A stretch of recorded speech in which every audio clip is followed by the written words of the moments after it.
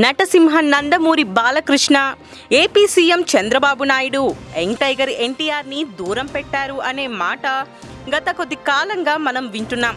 అప్పటి నుండి నందమూరి ఫ్యాన్స్ రెండు వర్గాలుగా చీలిపోయారు.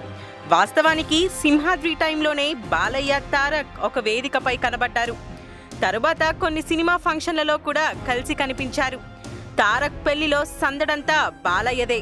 అయితే బాలయ్య, చంద్రన్న కలిసి తారక్ని ఎందుకు ఫ్యామిలీకి, పార్టీకి దూరం పెట్టారు అనంటే కొన్ని ఆసక్తికరమైన విషయాలు తెలిసాయి.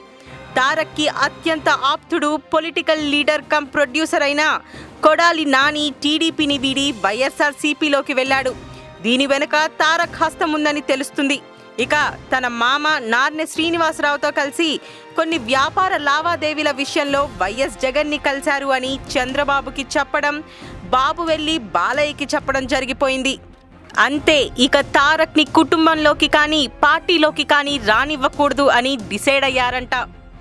తారక్ యాక్ట్ చేసిన కొన్ని సినిమాల రిలీజ్ అప్పుడు కూడా కొన్ని ప్రాబ్లమ్స్ క్రియేట్ అయ్యాయి. అవి బాబు అండ్ బాలయ్య పనే అని వార్తలు వినిపించాయి. యాంటీ ఫ్యాన్స్ ఎలా అనుకున్నా బాలయ్య, తారక్ కలిస్తే మేం హ్యాపీ అంటున్నారు నందమూరి ఫ్యాన్స్. మరిన్ని ఫ్రెష్ ఫిల్మ్ అప్డేట్స్ కోసం మా TFC మీడియా ఛానల్ని సబ్స్క్రైబ్ చేసుకోండి.